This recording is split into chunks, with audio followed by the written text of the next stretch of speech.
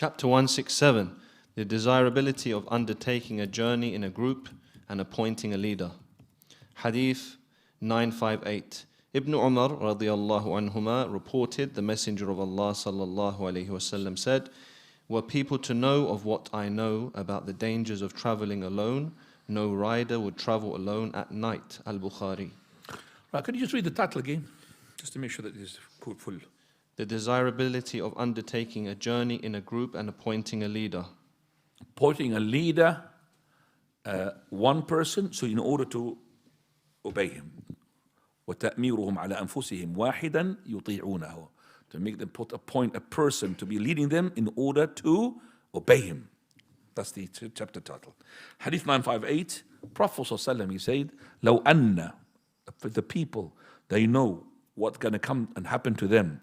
If traveling on their own, no one would ride in the night, and especially in the night on his own. Because during the day, you'll find people riding with you. Now, this is a prohibition for the person to ride on his own. Here, ride on his own, that means there's no company. So if you ride in the bus or the coach, you've got lots of people with you. But he's talking about the desert here. So you go on your own.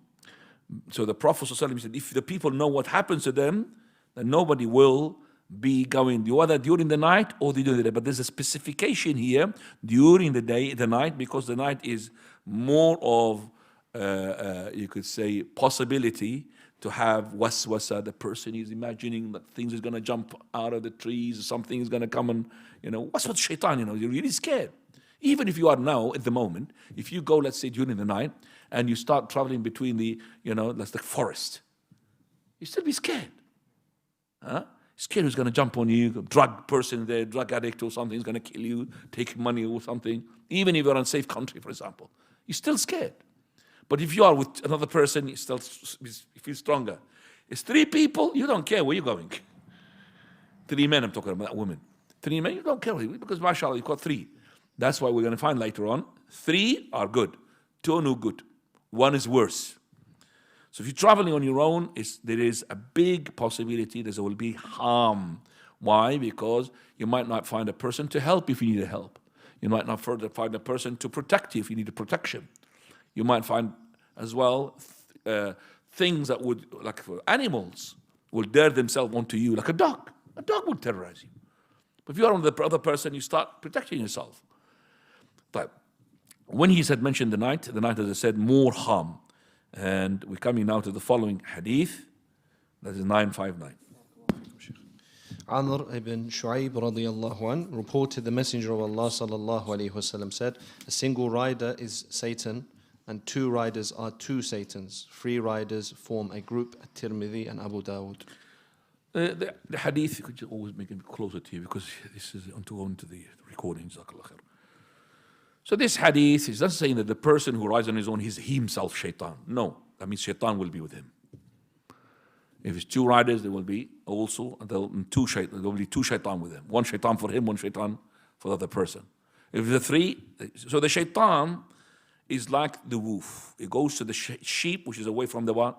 The flock of the sheep. So if you are on your own, you're vulnerable.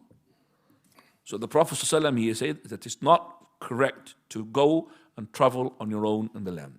Once, there was a person whom they wanted me to meet in my country in Jordan, and he's staying in the masjid, and they brought him to me, and he wants to tell his stories. And I knew that this story was going to be, most of it maybe lies or made up. So he said that, I made Hajj all the way from Morocco to Mecca. Do you know what, when he crossed Morocco, Algeria, and going to Tunisia, and then Libya, then after that goes to Sudan or Egypt, and then after Egypt, and he did not go to, he went to Jordan, then came back to on foot. MashaAllah. So he thinks that what is more rewardable. So I am quoted in this hadith. I said, the Prophet said, Ar-Rakibu shaitan. So you are a shaitan, akhi. You are having shaitan with you. How can you go on your own? This is not correct. Prophet he had forbade us from doing this because anything could happen to you. And what's so special about you going on foot when the person you are following, and that's Muhammad ﷺ, he did not go on foot. He went from Medina to Mecca. He didn't go from Morocco, from next door. From Medina to Mecca, he went to what? On a camel. He even made his Umrah on a camel. He made his Hajj on a camel. While he's doing the camel, he's showing the people what he's doing. He did not go on foot. So if there is any sort of more reward, he would have done it on foot. So if you have the transport, how many days it took you? He said a month. Month.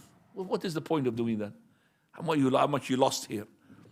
And then he tells me about the story. And that's making fun of the deen. Coming back. الراكب شيطان والراكبان شيطانان والثلاثة ركب. So when the three people are together, shaitan is having a difficulty to come to them because they are together. And that shows us it is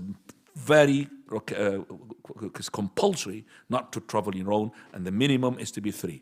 But if you have to do that, like you want to make immigration from the land of the kuffar to the land of the Islam, like the time of the Prophet, there is a reason here. There is nobody to come accompany you. But to target to this issue, to go and travel on your own, you are against the Prophet's order and command. 960, please.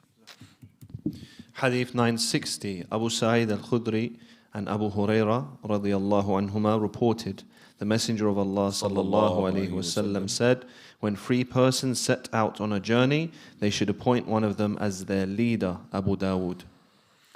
Right. So the hadith says that if there are 3, which is supposed to be 3, then let them have a person to command. And this command or this wilaya or this imara is not the imara of the country. It's not the khilafah, caliphate. It's the imara is to arrange and organize the trip. So who's to refer if you're in dispute? Are we going to take this route or that route? Let's refer to him. What do you think? If he says, okay, I'll consult you guys. If he came with a decision, we have to take this route, we'll take that route. Are we going to have breakfast right now or after 2 hours? Oh yes, well, we'll dispute. What do you think? I think maybe we'll take our opinion, but he would say, okay, I'm going to, not now, not 2 o'clock, I'm going to make it 4 o'clock. We have to listen to the Amir. This Amir is only for the traveling. So if I left the Amir and he's traveling, he's not my Amir anymore. Okay? So if I left him in that, so it's only for that journey purpose. That's what it is. So Imaratul Safar, it will finish by the finishing of the journey. 961.